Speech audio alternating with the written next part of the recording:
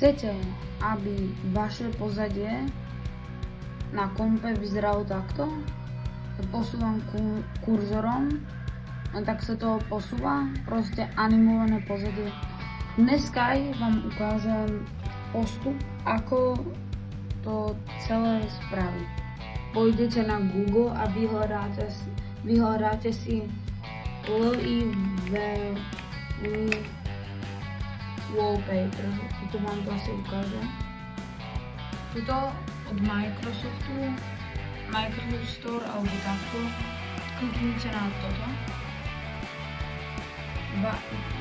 Dávaš to sem. Donald.